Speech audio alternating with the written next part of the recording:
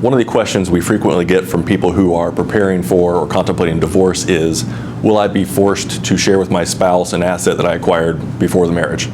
And most typically that asset asked about is equity that's been accumulated in a house before the marriage, or perhaps a retirement asset.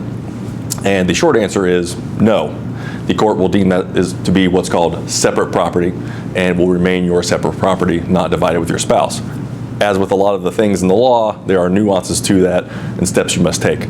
So there are actually various forms of separate property, the most common one being an asset accumulated prior to the marriage, but there are also things like inheritance, so money you inherit from a parent or other family member is separate property. Money from a personal injury case is separate property. Money that was gifted specifically to you and not to you and your spouse can be separate property. And then the most litigated topic, which is called passive appreciation.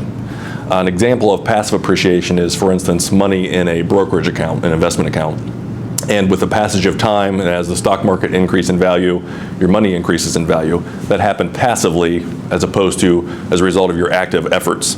And so the passive appreciation on that separate property remains your separate property, again, not divided with your spouse.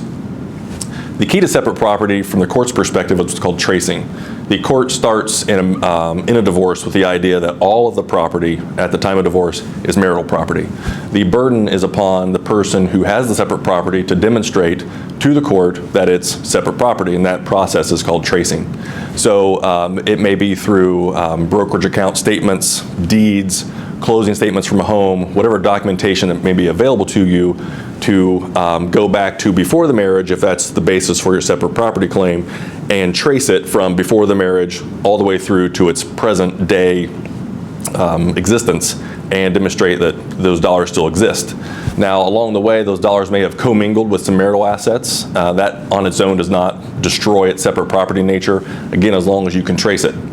In some instances, that's something you can do with your attorney or on your own if it's simple. At other times, as you can imagine, that may get complicated by deposits of marital funds, active appreciation, things of that nature, and you may want to involve someone like a CPA to help you in that tracing process.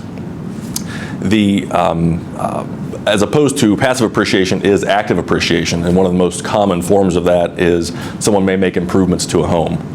And they may argue, well, wait, during the marriage we expended funds, we did things to that house, and it was our efforts during the marriage that it increased its value.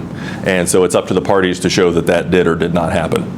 So again, if you have property that is separate property, as long as you're able to demonstrate that to the court, trace it through the process, you should be able to retain that as your separate property and not divide it with your spouse.